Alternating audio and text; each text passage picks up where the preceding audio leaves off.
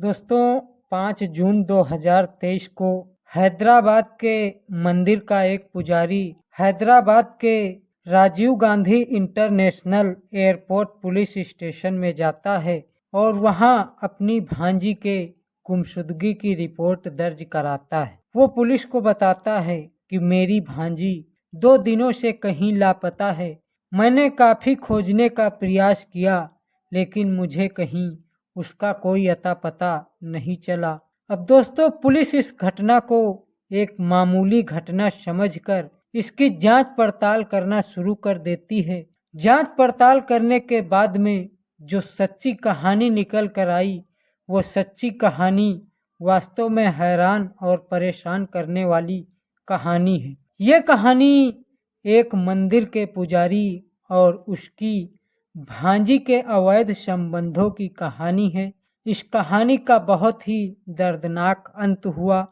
तो आइए दोस्तों आप लोगों को इस सच्ची कहानी से अवगत कराता हूँ।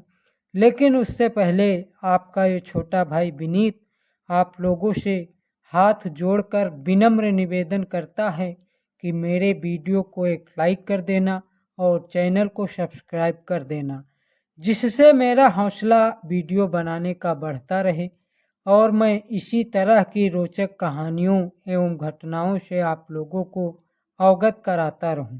दोस्तों 5 जून 2023 को हैदराबाद का एक मंदिर का पुजारी जिसका नाम अयागरी साईं कृष्णा था, वो हैदराबाद के Rajiv Gandhi international airport police station में जाता है।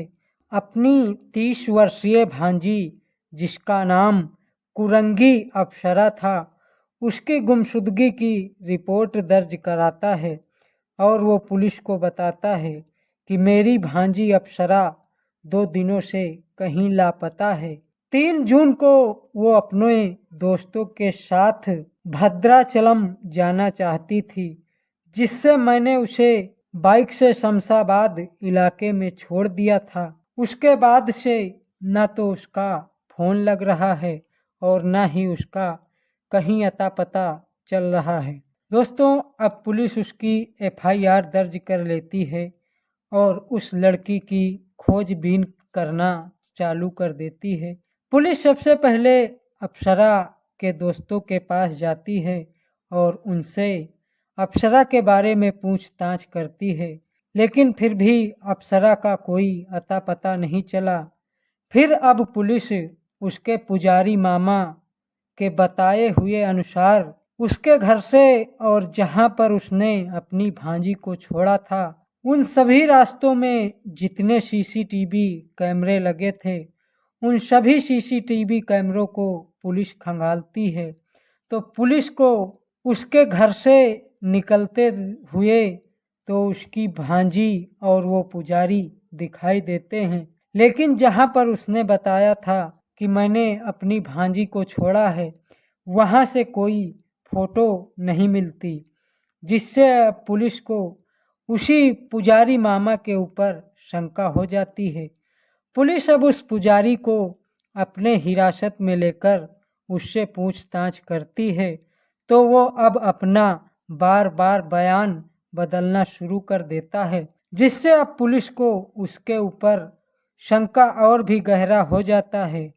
तो पुलिस उससे सख्ती से पूछताछ करती है, तो वो जो कहानी बताता है वो कहानी सुनकर पुलिस वाले सन्न रह जाते हैं। दोस्तों वो बताता है मेरा और मेरी भांजी के बीच में अवैध संबंध था, जिससे मैं अपनी भांजी के साथ में आए दिन शारीरिक संबंध बनाता था और इसी के बीच में मेरी भांजी मुझसे ही प्रेग्नेंट हो गई। प्रेग्नेंट हो जाने के बाद में अप्सरा भांजी मुझसे शादी के लिए दबाव बनाने लगी, लेकिन मैं उससे शादी नहीं करना चाहता था क्योंकि मैं पहले से ही शादीशुदा था और मेरे 2 बच्चे भी थे। इसी को लेकर एक दिन मैं 3 जून की रात को अपनी भांजी को लेकर पहाड़ी इलाके के सुनसान रास्ते में ले गया और वहीं पर मेरी भांजी से और मुझसे बहस होने लगी। वो वहाँ पर भी मुझसे शादी करने के लिए कह रही थी, जिससे मैंने एक बड़ा सा पत्थर उठाया और अपनी भांजी के चेहरे पर उसी पत्थर से वार कर दिया और मैं तब तक उसके ऊपर उस पत्थर से वार करता रहा जब तक कि उसकी जान नहीं निकल गई। फिर वो बताता है, लाश को छुपाने के लिए मैंने लाश को जलाने का प्रयास किया, लेकिन जलाने में मैं असफल रहा। फिर मैंने अपनी भांजी की लाश को पहाड़ के एक बड़े से होल में छिपा दिया और उसके ऊपर से सीमेंट का प्लास्टर करा दिया और फिर दुनिया की नज़रों में मैं बेगुनाह बना रहने के लिए मैंने स्वयं पुलिस स्टेशन में अपनी भांजी के गुमशुदगी की रिपोर्ट दर्ज कराई। दोस्तों, अब उस अप्सरा के अवैध संबंध और मरने की कहानी जब न्यूज चैनलों और अखबार में छपती है तो तमिलनाडु की एक महिला इस न्यूज को देखती है, जिसका नाम धनलक्ष्मी था। धनलक्ष्मी दावा करती है कि ये अप्सरा तो मेरी बहू थी। अप्सरा की शादी मेरे बेटे कार्तिक राजा से हुई थी। मेरा बेटा कार्तिक एक सॉफ्टवेयर इंजीनियर था। शादी के बाद में अप्सरा और उसकी माँ मेरे बेटे के पैसों पर बेतहाशा ऐश करती थी।